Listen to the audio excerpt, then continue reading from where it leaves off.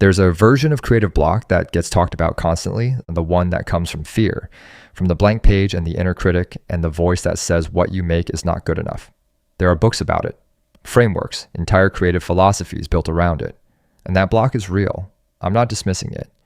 But there's another one. And I almost never hear anyone name it directly.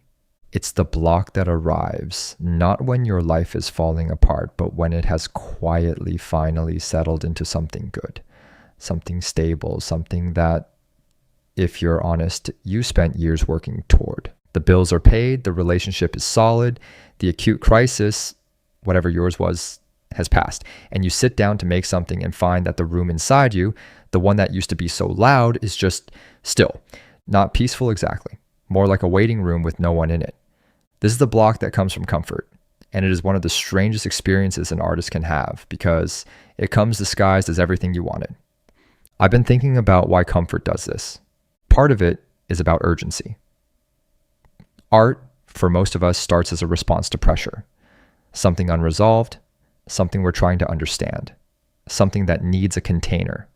You draw because you don't have the words. You write because you can't stop thinking about it. You make because there is nowhere else to put this thing inside you. Urgency is a kind of fuel. Not the only kind, but a very efficient one. It shows up reliably. It doesn't ask you to justify the work before you begin. Comfort, by design, dissolves urgency. That's what it does. That's the whole point of it. And when the pressure lifts, a lot of artists discover, sometimes with genuine horror, that they don't know how to work without it. That the creative habit was always load-bearing on something they didn't notice until it was gone. The suffering was doing more than making them miserable. It was making them feel like they had something to say. This is the part that's hard to admit out loud. When your life softens, it's easy to start feeling like you've become artistically irrelevant to yourself. Like the interesting version of you was the one in the difficult season, the one with something to prove or survive or metabolize, and now you've metabolized it. And here you are, on the other side, healthy and rested, and what? There's a particular flavor of shame in this because, intellectually that you shouldn't need to be suffering to make work, that's a romantic myth and a harmful one. But knowing something intellectually and being free of it are different things. And so the comfortable artist sits in the studio or at the desk or in front of the canvas and does something I think is very understandable and very worth examining. They start to miss the wound, not consciously, not in a way they'd ever say to someone else, but underneath the blankness, there's a pull, a wish almost, that something would happen, something would hurt, something would give them material again, because the material from before was always right there. It was immediate and high contrast, and it didn't require excavation. You just reached for it, and there it was, still warm.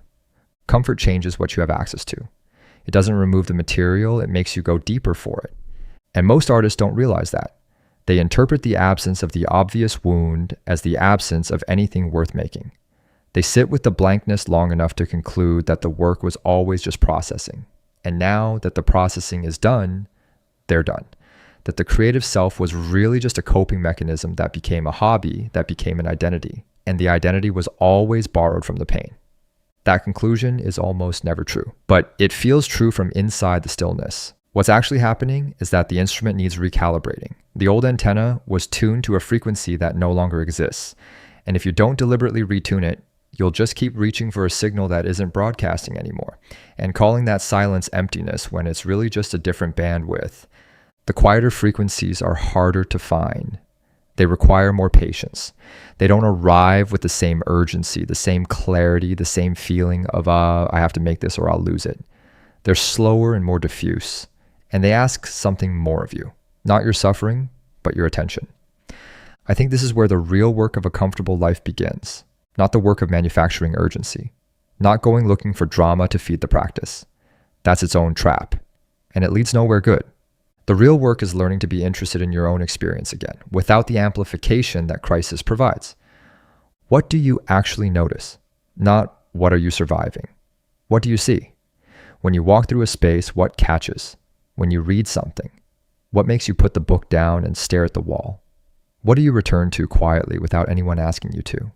These are not small questions. They're the ones that in a harder season you never had to ask, because the urgent thing answered them immediately, loudly, without your permission.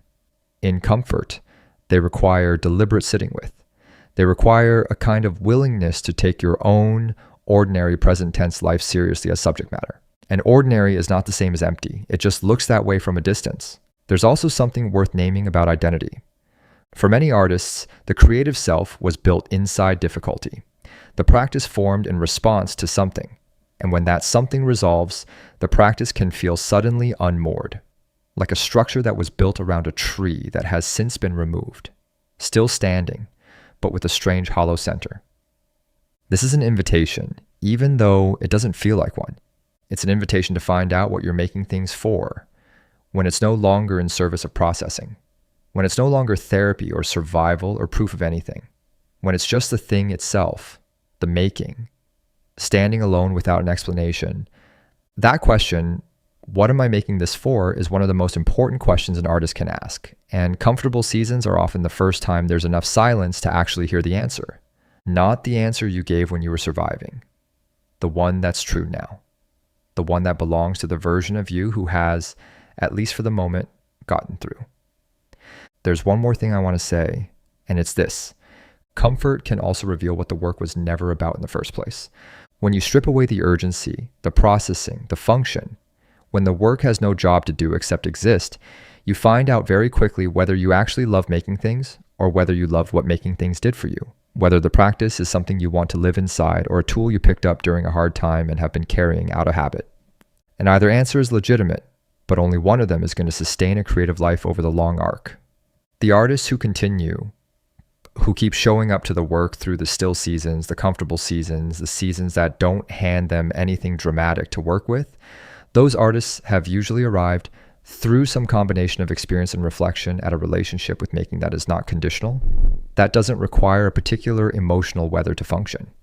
They make in grief, and they make in contentment. They make when they have something burning to say, and they make when they're just following a thread that seems interesting. They've separated the practice from the need for the practice to justify itself. That's not a personality type. It's not a talent. It's something built, usually slowly, usually imperfectly, usually through exactly this kind of fallow season that feels like failure, but is actually just transformation moving at a pace you can't see yet. The block that comes from comfort is not a sign that you've run out of things to make. It's a sign that you've outgrown one way of making them. The urgency model of creativity is real, and it works, and it will probably return in some form because that's what lives do. They move, they shift, they ask things of you again when you least expect it.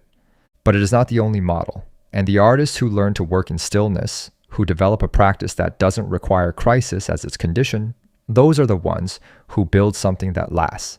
Not because they're more disciplined, because they learn to be genuinely curious about being alive in whatever season they found themselves in, even the comfortable one, especially that one.